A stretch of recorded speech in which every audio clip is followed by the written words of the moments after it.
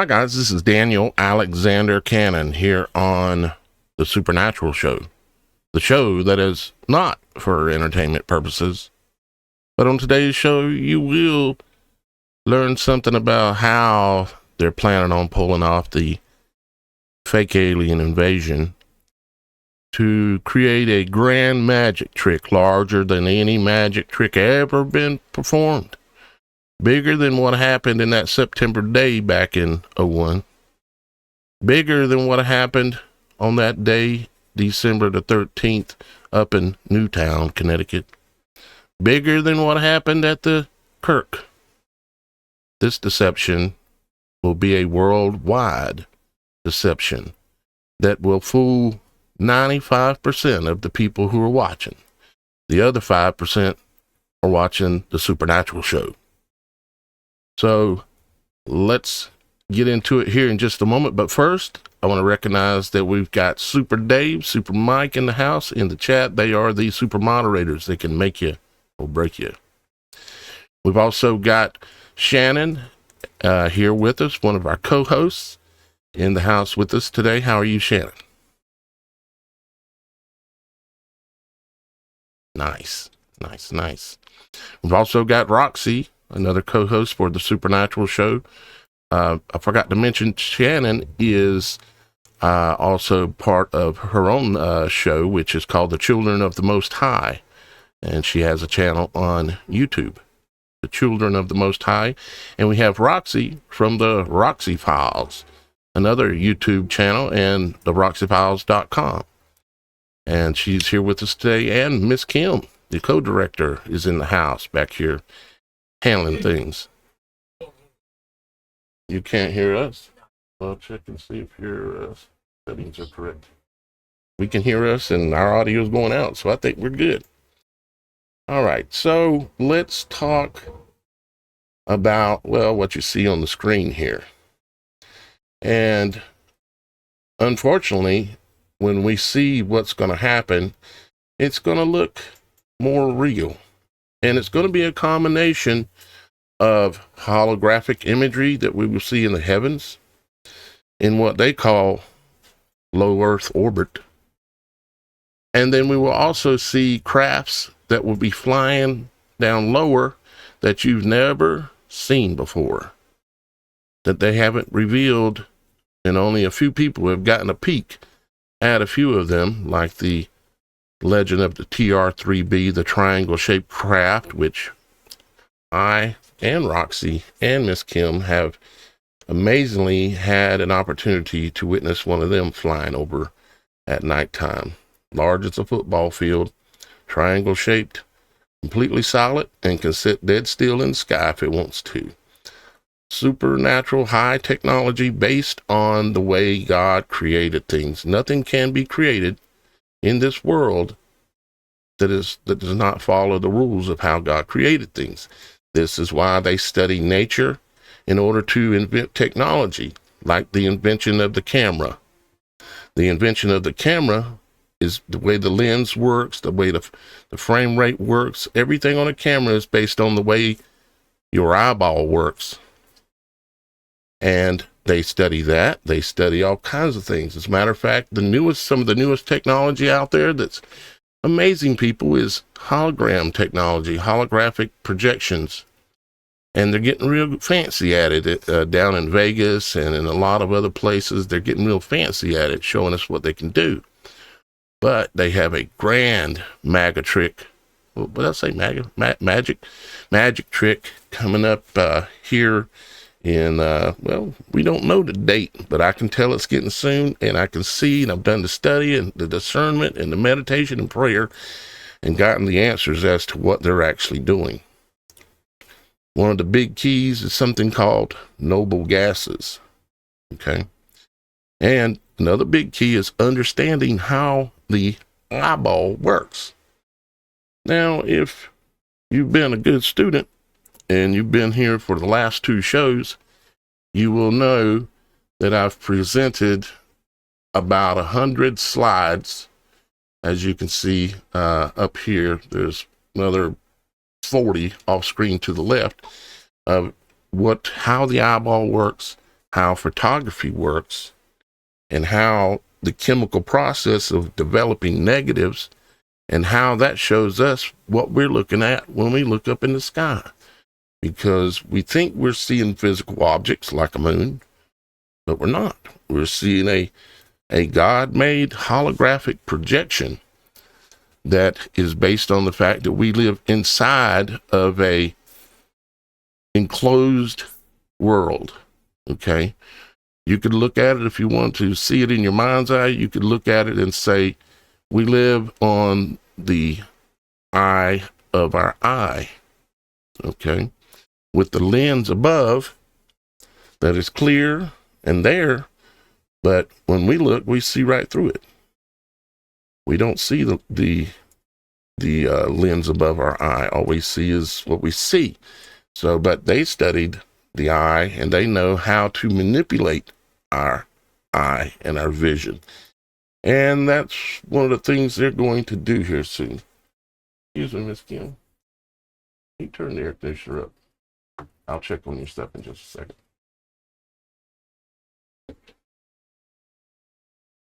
Uh-huh.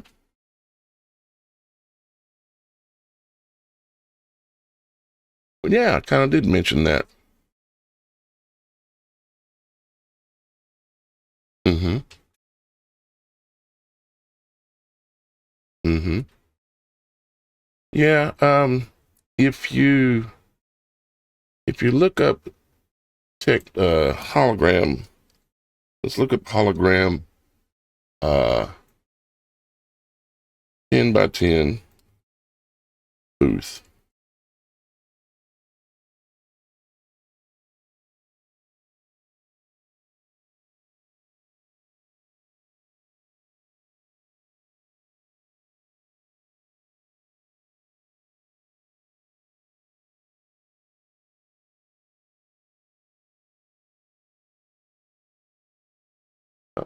Something going on there, wasn't it? Mm-hmm. Most of us have seen this kind of stuff lately. We've seen the images, you know, where they're showing. I didn't want to open you. I wanted to open a picture like that. They've been showing off this Holo Connects, right? And showing how real it is. And they're having people show up on television shows that aren't there as well. And so they're showing it off. But let's see if I can find one of those 10 by 10 booths real quickly. I didn't pull this up prior to the show. They have what's called basically a 10 by 10 booth that they use in order to create an immersive, kind of like what they're talking about here, immersive experience where you can look from any angle and you can't tell what you're looking at is a hologram. And if the setup and the training and the planning is correctly, you can literally fool a whole lot of people all at once.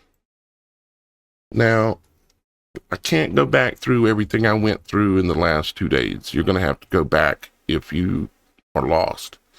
All you got to do is go back 2 shows and start watching The Moon in Your Eye, Part 1 and Part 2. And then you can come here. I'm going to try to go through this, not slow, but in a way that Shannon and Roxy, y'all guys can chime in and ask questions or give input, that kind of thing. And of course, we've got everybody in the comments as well. We see y'all guys there. See Snowball and Calamity Chain, and of course, Super Mike Smith. All y'all guys, thank you very much for being here. And matter of fact, there's a bunch more of you here as well, obviously. What's happening, Robin? Good to see you. And good to see Derby Jack. All under the dome. Yep, exactly. But a lot of people still don't realize that we live under the dome.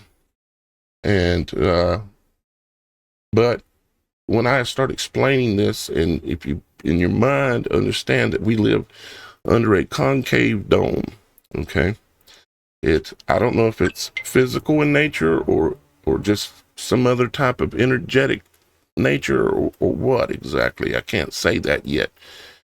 I'm figuring out this puzzle piece by piece, okay? So, but let's start here and talk about a satellite-based laser hologram, okay? That would be worldwide. Now, that would mean you'd have to have satellites that have lasers on them, equipped with lasers, special lasers, hologram lasers that use noble gases in those lasers in order to produce holograms. But then you got to have a fabric to project on. And it happens to be that the Starlink satellites, they are in what's called low Earth orbit. That area is the exact same area that the majority and the most noble gases exist in layers in the entire world. And if you've ever noticed how Starlink, they have their satellites laid out in layers. They're not all at the same height. They're at different heights. And if you'll do just a little bit of research, you'll find out that there's a layer that's in each layer of noble gas going up, okay? And I covered all the noble gases yesterday, which I'll mention them again here in just a minute. I'll go back through them with you. But let's cover this information here first, and then we'll look back a little bit. So, satellite-based laser hologram would be a system where one or more satellites project coherent laser light with a fixed phase relationship toward Earth or into space in a way that interferes to form a 3D holographic image visible from specific locations or potentially all locations if you had enough satellites. And guess what? We're pretty much there. Essentially, it would attempt to create a free space holographic display on a planetary scale, like writing a 3D object or symbol or effect directly in the sky. And we all know that the holographic technology is indistinguishable now from real. We've seen it in multiple ways shown to us. Some people are not aware that they've been watching holograms. Theoretical basis, hologram principles. Holograms rely on interference and diffraction of coherent light to project the hologram. A reference beam and an object beam must overlap in space, any space. Their interference pattern encodes 3D depth information. To reconstruct the image, the same pattern must be recreated precisely. And the great thing about noble gases is that the reason why they're called noble is because they do not react with other gases. They only mingle with their own type, which is why they're called nobles. Like the royals, they don't mingle with the peasants, okay? And so the royal gases or the noble gases don't mingle with the peasant gases. They stay together, and they're in layers in the heavens depending on which gas it is. For a satellite system, this means you need multiple synchronized satellites acting as phase-locked emitters.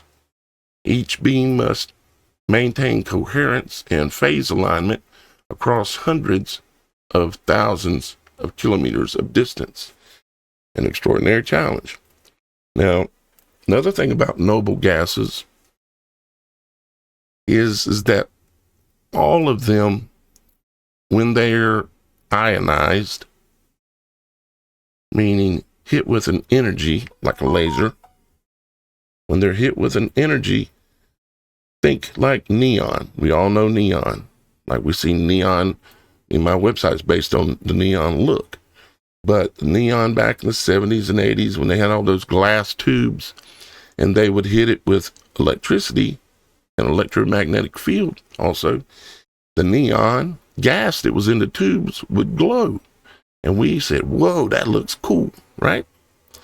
Well, there's not just neon. Neon is a noble gas, but there's a list of noble gases.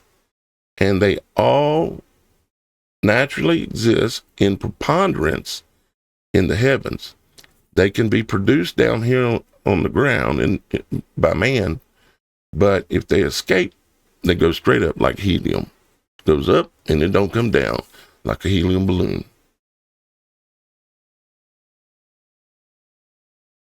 Atmospheric scattering, plasma excitement. Instead of forming a true hologram, a laser could ionize or excite air molecules at specific 3D coordinates, creating voxels of light, like glowing plasma dots. We've all seen the lasers, how they scan backwards and forth. They're so fast, and they can scan so fast, which is called a refresh rate, like your television or your computer screen.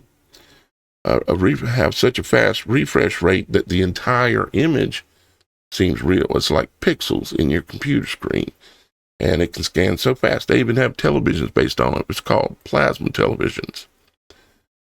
So this has been done experimentally from ground systems. For instance, Ariel Burton, Nahum University have demonstrated 3D images made of plasma points in midair. Scaling this up to orbit, in theory, to create visible 3D images in the sky. Coordinated satellite arrays. A network of small satellites could form a phased optical array, the light equivalent of a radio inframeter. Okay. And if you remember at the end of yesterday's show, I showed you something called an inframeter.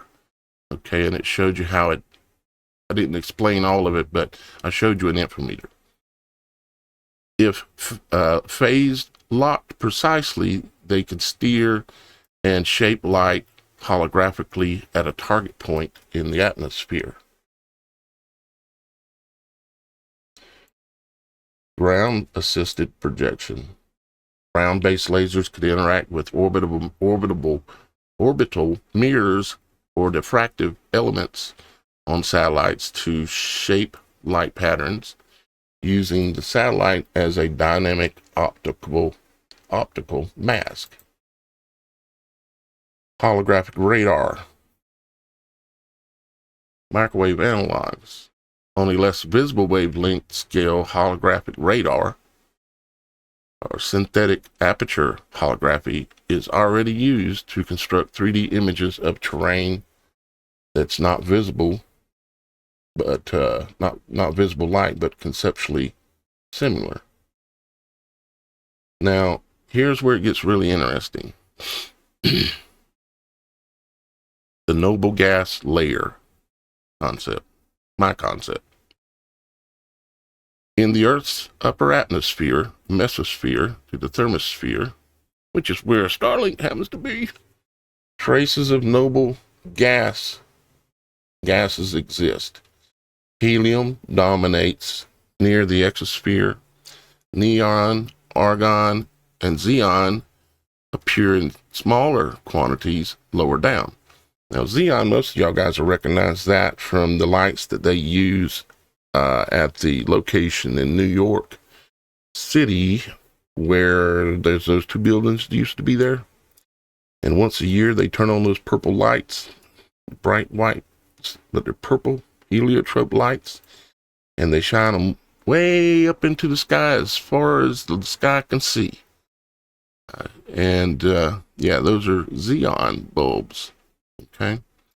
Because when excited, they produce that kind of light, a color, a purple, a heliotrope. So neon, argon, and xenon appear in smaller quantities lower down. Now, they will tell you, if you look at the science, they will say, oh, well, these gases just escape on out into space. There's nothing to stop them from getting away. The truth is that there is something to stop them, and they're layered there, and they know it. These gases are sparse, and I don't agree with this. Some of this information was created for me, and some of it is not. And I will clarify. These gases are sparse, but they're not. But they can fluorescence if excited by high energy light or particle collisions, just like a neon sign, but on a planetary scale. So if a high-powered coherent lasers were aimed into regions where noble gases are more concentrated or seeded artificially, they could ionize the gas locally, producing visible light dots, which you would call pixels, okay, or plasma voxels. These light points could then be modulated to form a 3D image.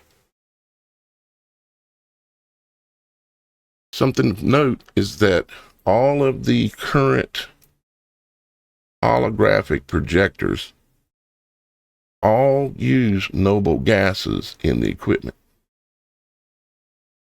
All of them. That should tell you something.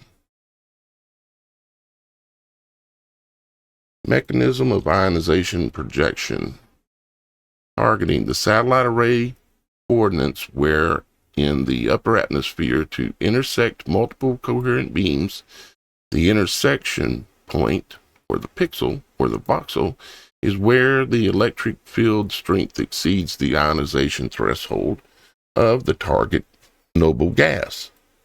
Okay, for instance, neon.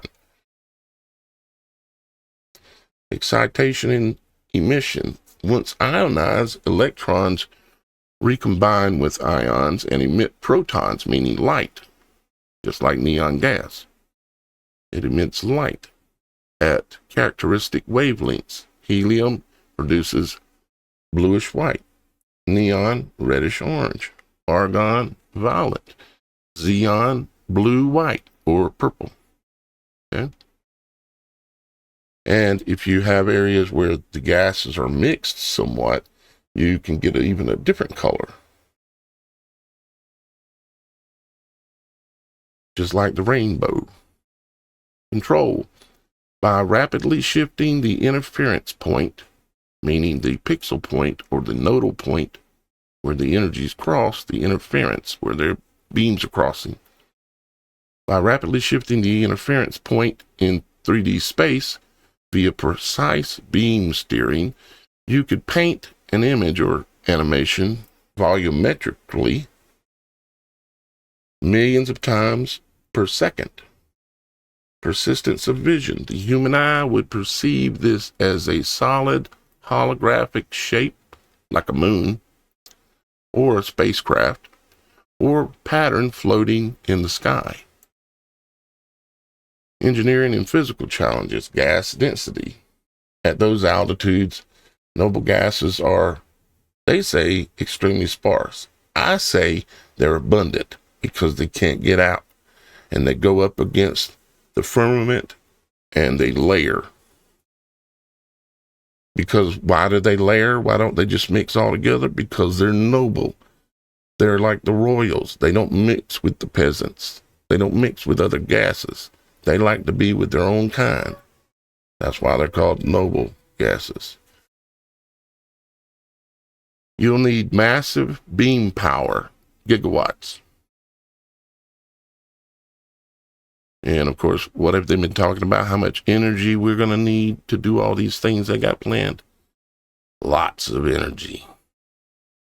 Localized seeding. You could release small bursts of noble gas at target altitudes via microsatellites or sounding rockets.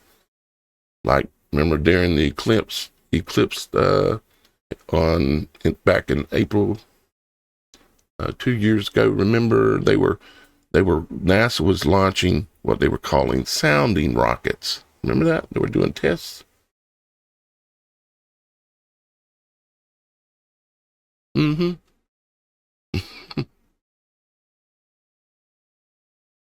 Yeah, I'm sure I could pull one up.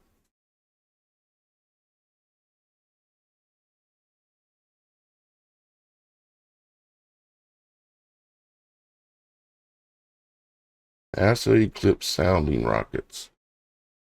NASA launched 3 Black Brant 4 sounding rockets during the April 8th, 2024 total solar eclipse as part of the atmospheric perturbations around eclipse path.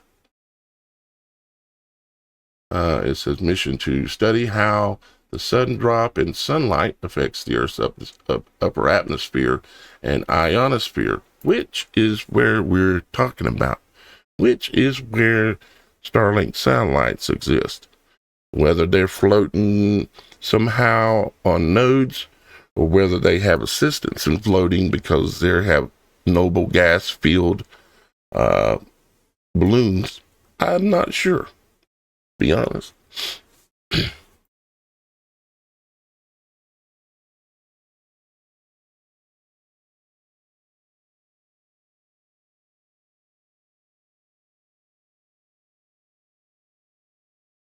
Uh-huh.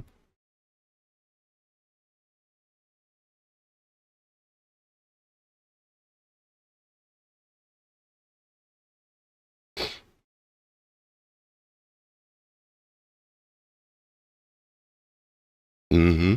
Yep.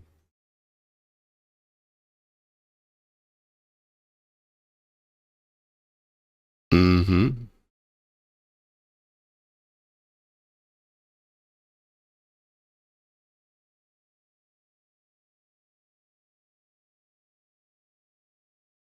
Well, we know how they would we know now how they would do a fake moon.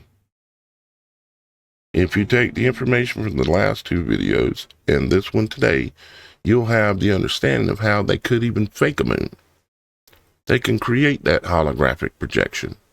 All they have to do is recreate the conditions that creates what we see as the moon. And then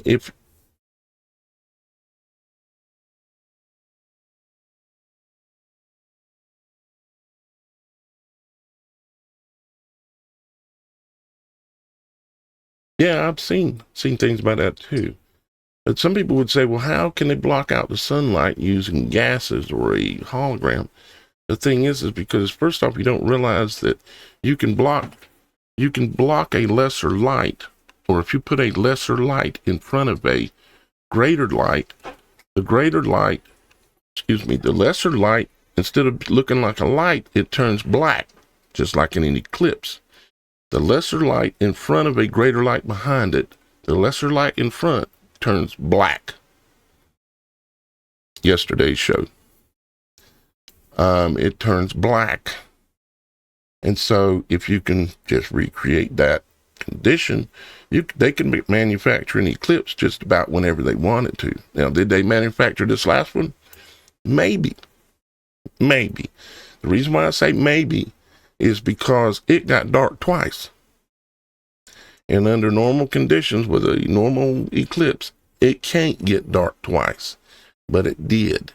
And I verified that with hundreds of people, if not thousands, across the nation that seen it go dark twice.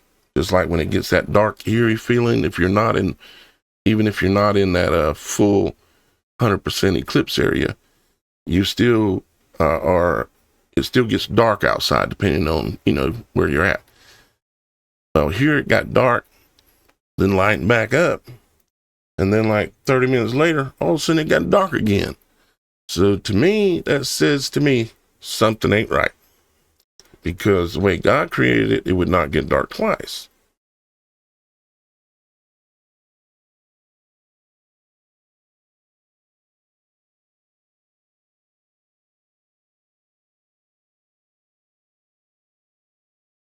Uh-huh.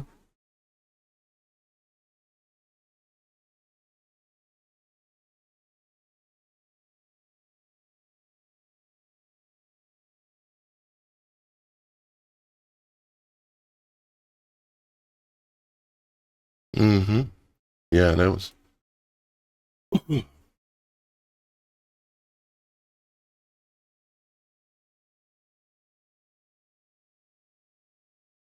All they've got to do is create a holographic projection of a lesser light in front of the sun, and it'll produce an eclipse-like effect. Now, some people would say, how's that possible? First off, you gotta come to the understanding that one, the moon itself is holographic. And then secondly, you have to understand that the sun is not physical either. It's not something that's there to be touched or to go to. I'm not going to go to the point of saying it's holographic too at this point, because I haven't went to Father yet, and I haven't made sure in my mind, and I'm not going to come to anybody and tell them something that I haven't really done a lot of praying, meditating, study, research, confirmation, knowing what I'm talking about when I'm talking about noble gases, knowing what I'm talking about when I'm talking about how the eye works, knowing what I'm talking about when I'm talking about the things I'm talking about today. A lesser light in front of a greater light produces black. And if the lesser light is behind it, you'll have a ring of light around it, like in yesterday's show. So yeah, they've been talking around the fringe about all of this stuff, haven't they? All right, so power and beam control, creating ionization at hundreds of kilometers away, requires petawatt class pulse lasers, short bursts, adaptive focusing systems to compensate for atmospheric scattering, which there is no scattering at the level of where the Starlink satellites are at. Because why is there no scattering? Because there are noble gases there. The noble gases don't mix with other gases. There's nothing there. A lot of other gases will ionize at different temperatures, different this, different that. Noble gases have a set number, is how they work. That's why people can create neon pretty easily, because it's known exactly how they react and how to make them produce light. Quantum synchronized optical clocks for phase. Think about the moon, all the phases of the moon. And when you start talking about holographics, the word phase comes up over and over and over. Phase alignment across multiple satellites.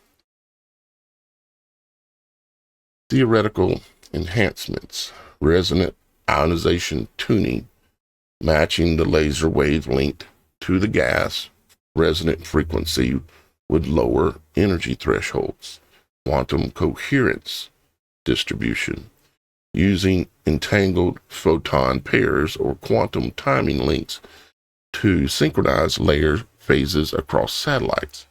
You see, all the satellites that Starlink is currently putting up, they admit that they're all equipped with laser systems.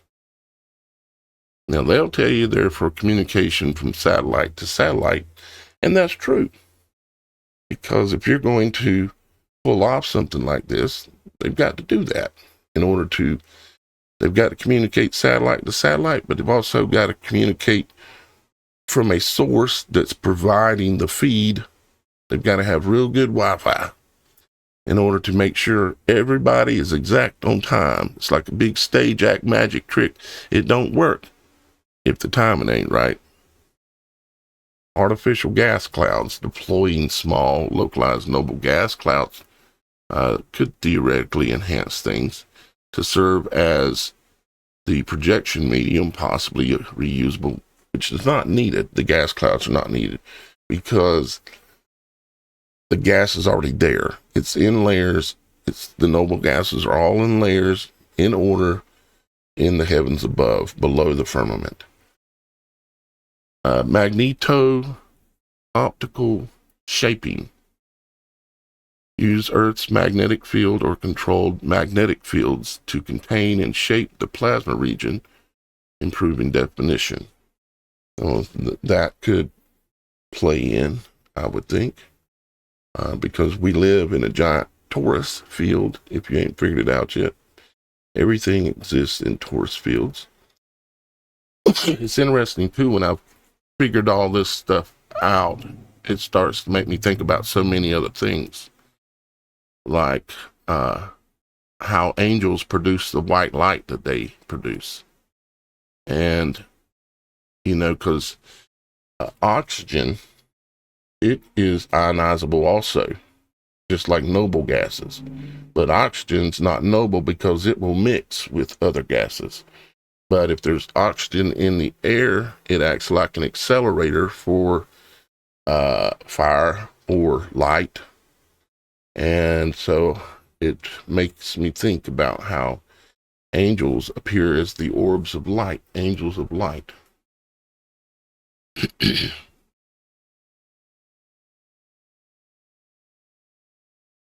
And what a result might look like.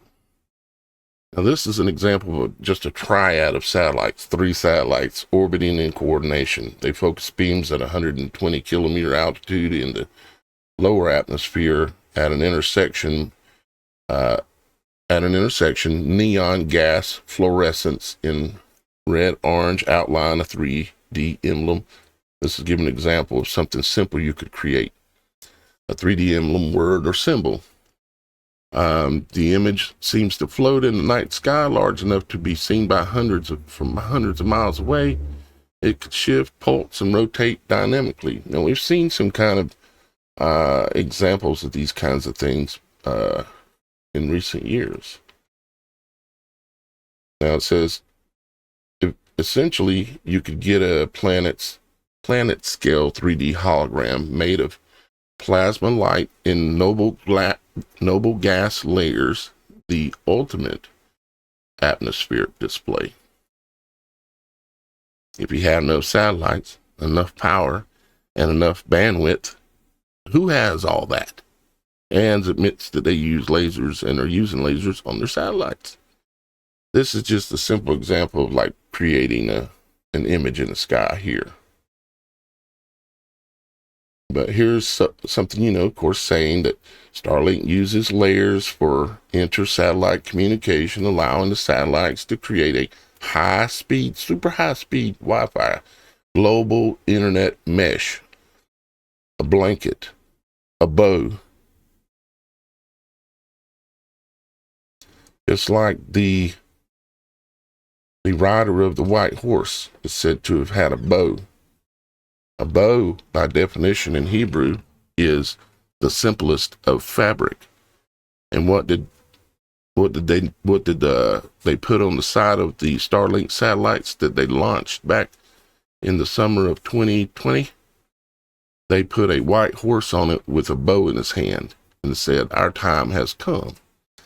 And of course, I've shown that many times. I could do it again, but you can pull up NROL.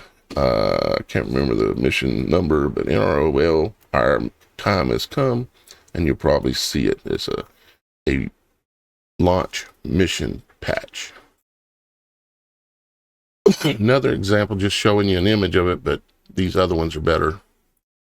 These images start showing you just an example, and I could pull up what they claim is a live map of Starlink, but they basically have layered, and this is a better image, layered worldwide coverage. Ask yourself, why did Starlink layer the satellites? They're all at different heights, and they maintain those heights. Does Starlink and these other major corporations in the world, do they use technology and give us a benefit from it so we go along with it, like cell phones, and yet at the same time it has technology embedded into it that is working against us or imprisoning us or deceiving us? Is that a normal practice? I would say it is. Here's some information about some Tesla hologram stuff. Apparently Tesla has a new smartphone coming out. It's called the Tesla Hologram.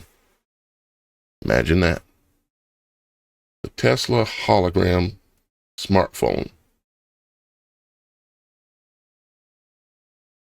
I don't trust in the fact about that Tesla phone because there's been many, many rumors that he was going to make one, and I haven't seen any proof of it yet. Okay. Well, that means this whole theory is shot. No, it's not that. He's not publicly put out anything that he's going to do the phone because he's hooked up his Starlink system with T-Mobile, Verizon, and somebody else. He's already got control of their phone systems. Right, sure. Communication, all that. In August 23 of 2013, supposedly Elon Musk tweeted, and I didn't go back to his account and go way back and see if I've seen it, but it said, "We figured out how to design rocket parts just with hand movements through the air, using holographic interactive controls." It says, "Now we need a high frame rate holograph generator." That's what he said. And then he said, "We'll post video next week of designing a rocket part with hand gestures, then immediately printing it with titanium." So he's talking about holographic generators. Everything is pretty much there. Whether the phone is real or not real, we know it's coming. Somebody's going to produce it and release it. But ultimately, the whole theory, especially when you go back and consider all the information that exists from the last two shows, which is highly substantial amount of information and consideration about the eye, like how it looks like the sun and how it looks like an eclipse and how it has an ice wall around it, like our world, and all the secrets lie within us. In order to learn the secrets of the world, you look outward, but you also have to look inward at the same time. So, yeah.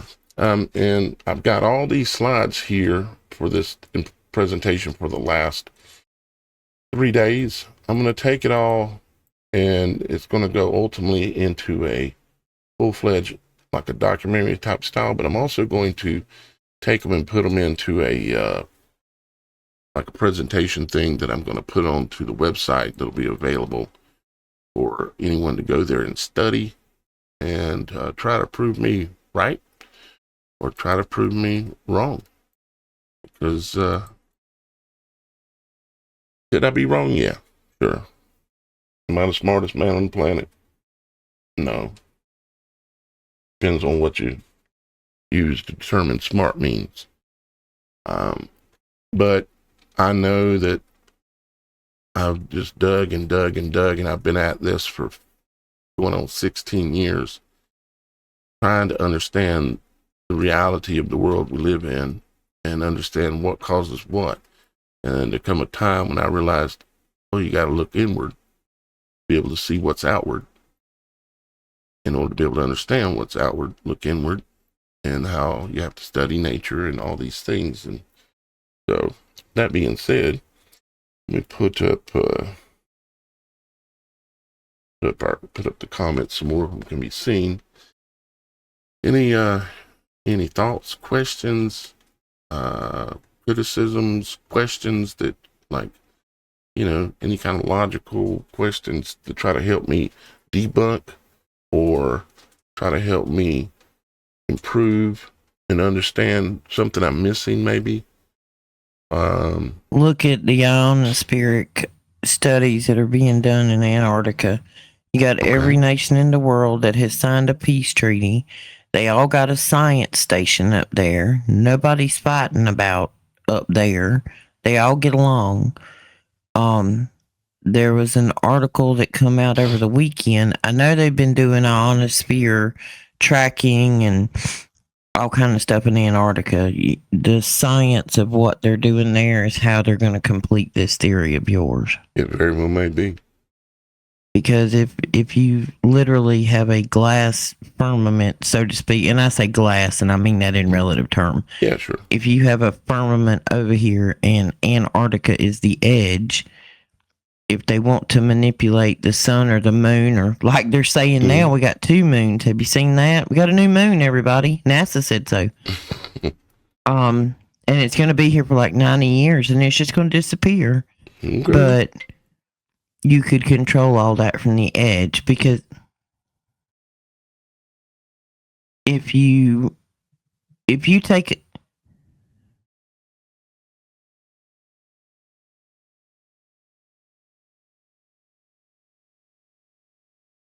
We thought you were losing it. No. You can't lose what you ain't found yet. But if you take a wine glass, you know how it's got the convex in it, and project the light up the stem of that wine glass and let it project onto a wall. Like a laser light, shine it up. That would be interesting. Wow. Well, you can actually take a wine glass and a cell phone, and you can set it up and turn it into a projector. Like if you want to watch a movie on your phone, but you want to see a bigger screen, you just project it through a wine glass at the right angle, and you've got a projector. It's just going to magnify what you're seeing. So you're not going to have to project this on this massive scale. If I only had a wine glass. So but ionospheric study is what they've been doing in Antarctica for a long time. And there's one of those whistleblower gentlemen. I'm not going to call no names, but I ran across an article this weekend, which is exactly what he said they were fixing to do. That they were going to take the ionospheric studies that they've done up there and use that to essentially enact Project Bluebeam. Yeah, and we've got to continue our study on this. We need to understand it better so that we can present it so that a 8th grader could understand it. Because I know as I'm presenting some of this, some of the things I'm saying, some of the concepts, I normally like to present so that an 8th grader could say, I understand, Daniel. The last 3 shows have been like advanced class, and I realize that. But it'll come together more, and I'll come back and represent as I see it even more clear, because it's coming clearer every day. Because when you start seeing these things, you start being able to go, oh, and you see something else, and oh, and you got the other piece now. Your puzzle starts coming together quicker. And so I'm looking forward to that, definitely. Oh, yeah, speaking of the Cyberthon, Super Dave said, let's remember the Cyberthon, the Superthon. Let's do a little, give a little update on that, where we're at. We made a little bit of progress, so I want to give credit where credit is due. Since yesterday, let's go to the Superthon page. This is the Supernatural.Show October Superthon, where I go live for 31 days every day for a month of October, which has been quite the challenge, but it's making me stronger. Actually, I'm getting good at this. And the first week and a half was tough, but I'm starting to get stronger. So this is good. So, but it's a fundraising project in order to do a number of things. But one is to upgrade the PC in the current studio that I run all this from as the director and part of the show itself. And because the reason why we don't have our cameras on right now is because this this computer doesn't have the CPU capability to run off all 3 or 4 of our cameras. Even it's struggling with even one camera on.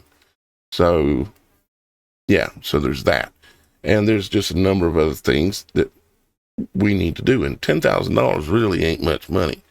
I've got 100,000 subscribers just on Logic Before Authority. If everybody gave $1, that'd be $100,000. Who couldn't give $1? It's just, it makes so much sense. It would be so easy if people will participate. Now, last time around, we were at $2,044, and we're on day 20. Got some ground to make up. However, in the last 24 hours, we did make up a little bit of ground. Let me refresh the screen and see where we landed at.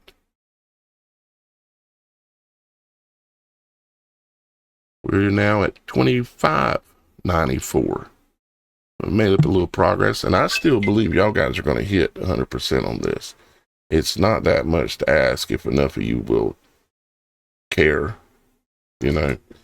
and appreciate the work that I'm doing and the level of passion that I have for it, and the fact that I'm fighting for you, it'll be easy. I've seen y'all guys hit way more than this easily. And that was when I was just giving it away. We had 2 donations actually came in and made up this little jump here in the last 24 hours. One came from Daniel L, and actually that's his 4th donation for the Superthon. Daniel is holding the lead on the most number of donations, most number of times donating, put it that way. And then we also had another donation from Isaac C, and that was his first donation. And thank you very much, Isaac, also. And that brought us up to $25.94. And something y'all guys haven't seen, guys, is we have a new feature called Super Question. Super Question. What it is if you come to the Super Question page, I see you there on the website submitting the chat, talking about the moon and the eye and stuff. Yep, I hope you're seeing it.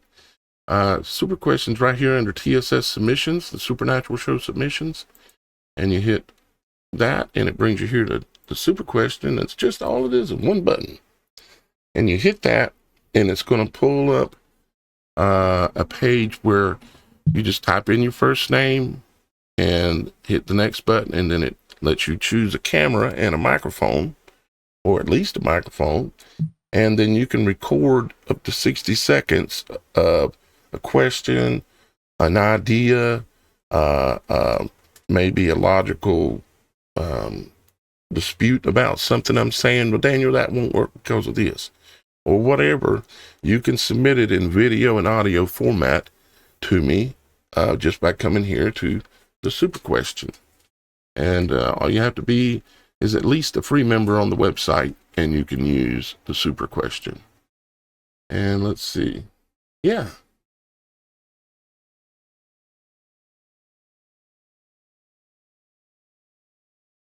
I should have that. Yep, I should have that by tomorrow. I haven't put them up intentionally because if you show somebody's hat 10 times and then somebody submits towards the end and their hat only gets shown once, the person who gets shown the most has an advantage. So I'm kind of waiting till it's kind of close to Halloween and then start showing them all. But we are getting kind of close, matter of fact. So I'll see about it if I can't go ahead and get them up tomorrow, because I know we kind of got two little. It started out with a contest with just the viewers, okay, but just y'all guys, and then somehow or another it turned into a contest between the Supernatural Show crew, us, right? And so there's a contest going between me and Miss Kim and Shannon and Roxy and Super Dave and Super Mike. And then we also have a contest going for all viewers where you can submit yours, like right here on the website. If you come on to TheSupernatural.Show, click on Tinfoil Hat Contest right here. And it'll bring you to a page that explains everything and allows you to submit your photos right here. And you can enter the contest, and we have the winner gets the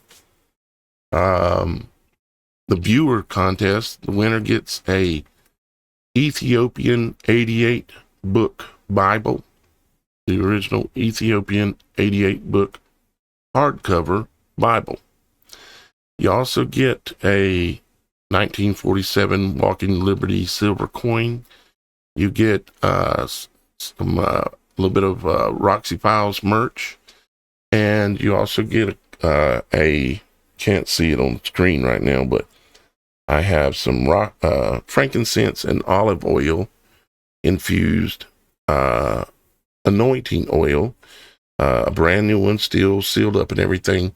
I'm going to be sending out a couple of those and a couple of other little things that I have, along with probably a nice plaque not probably, you will be getting a plaque as well that says you are the tinfoil hat super commander for 2025. And so you'll have that to show all your friends and embarrass them with. It's a whole prize package. Turns out the tinfoil hat wearing people were right. We were right. You know, just saying, we were right. So yeah.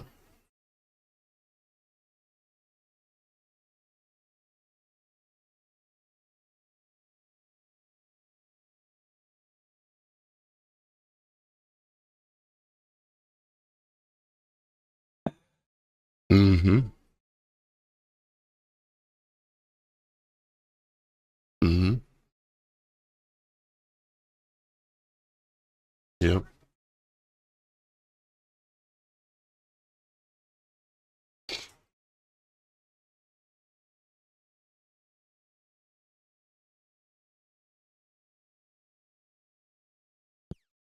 Yep.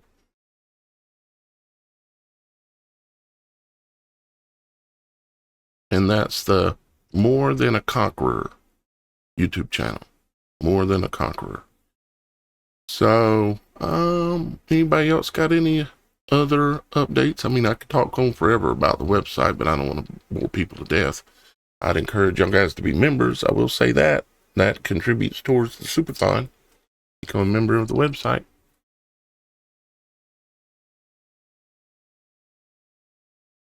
No, they're wanting some Roxy, I'm sure. Nobody wants to know what's on my mind today. Uh-oh. But anyway, my mind is full. It's a little irritated and overwhelmed today.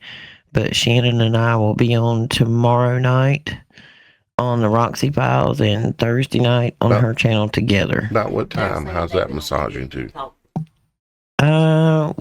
Me and Shannon usually try to go on about 7:30 on my channel on Tuesday night, Eastern time.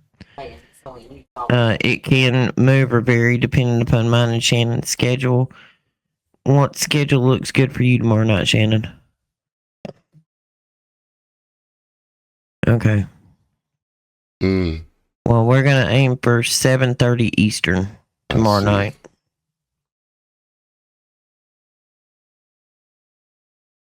4:30 Pacific.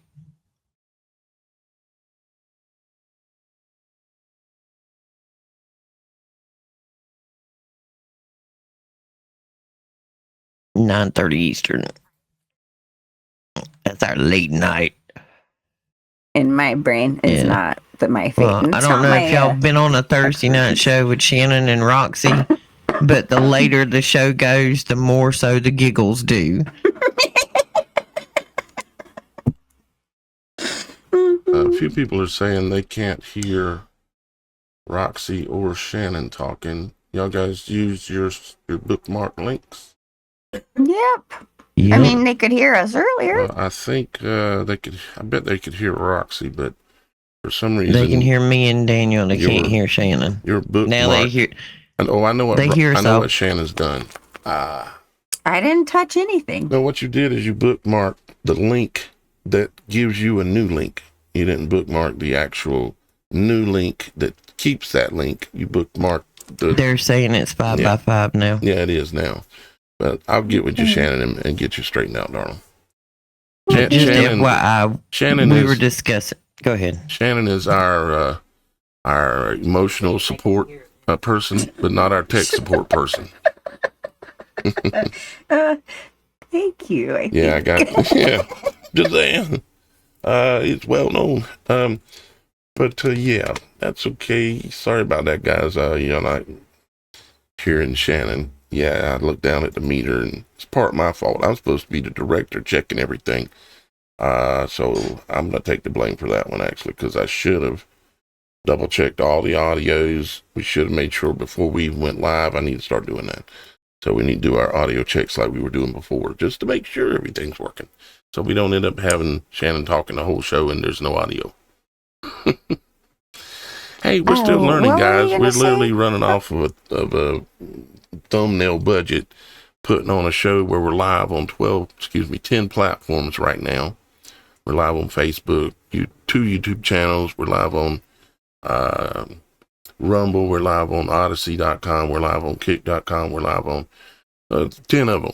So, yeah, and doing that on the thumbnail budget, that kind of thing. So, but we're getting there, and we will get better with time even on that, especially once I hit this Superthon goal and get a new PC, and then just have this one as a extra one that's doing side work.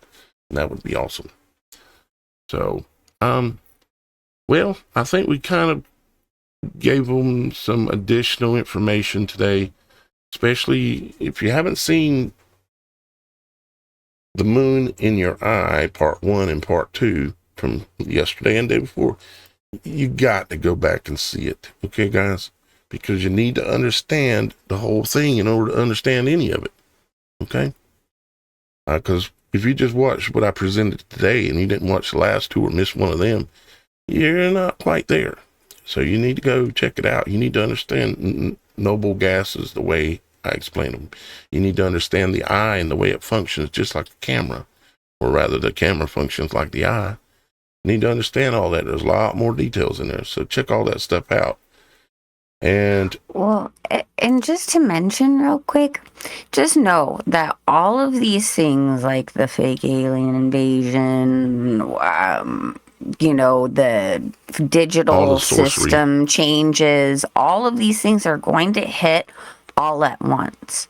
Pretty much. So be prepared for that, because it's hard enough dealing with one trauma at a time, let alone like 50 all at the same time. And it's important to keep your mental and emotional and spiritual capacities with you, so you don't make rash decisions out of fear. Yep. Which is why we take so much time to give you all this information, so you can understand it in the way to where you're not in fear, you're prepared, and that you can handle everything that comes at once. Because remember how the world acted with just the one lockdown. Oh boy. Imagine everything all at once. Your surroundings are going to be chaotic, and you have to be in a rational mindset without fear, but understanding and knowledge of how to handle it, so you don't make rash decisions. That's a really important thing to understand, and to be able to have that silence enough inside to hear the Holy Spirit and what your next move is going to be, because there's a lot of noise and chaos in the brain when trauma hits. So I just kind of wanted to reiterate, because it's important to be prepared on a physical, material level in some ways, but we need to focus on preparedness on inwardly, so we are prepared to make the right decisions without this fear and manipulation clouding our judgment. So I just wanted to throw that out there. I know I'm probably preaching to the choir, but it's really important, because again, even just with the trauma with the Kirk situation, the world people lost their dang minds. Yep. Okay, so just be aware that your decision making will play a big part in how things play off around you. And how you can survive. Okay. Yeah, you've got to remain calm. And the way that you're going to be able to remain calm is know the truth ahead of the storm. You see, if you already know the truth ahead of the storm, you've been prepared, because you've been seeking the truth, whether it be here on the Supernatural Show or somewhere else where you're actually getting the truth and not some weaponized version of the truth, because there's a lot of that out there. And a lot of good people are falling for it. But you'll be prepared. And then you're not going to react emotionally. And you're going to have to say to yourself, okay, just because all these people are freaking out, I ain't freaking out. They can go run to do this and go run to do that, whatever the government's telling them to do. I ain't doing it. I'm going to do what I'm going to do, because my life and my choices are mine. And you don't have to be like a sheep in a herd and just run because the sheep run. because that's natural human instinct. But it doesn't have to be. So, no, you're 100% on the money, Shannon. All right, guys. Well, we sure appreciate you being here. Thank you, Super Mike. Thank you, Super Dave. Thank you, Roxy. Thank you, Shannon. Thank you, Miss Kim. And thank you, audience, because we can't be here without you. That was exactly my next words, but I stole it. you stole my punchline. Hey, man, I'm just getting some words in. It's cool. All right. We love you. We'll see you. Well, I'll see you again tomorrow. 31 days of the Superthon. Bye-bye for now.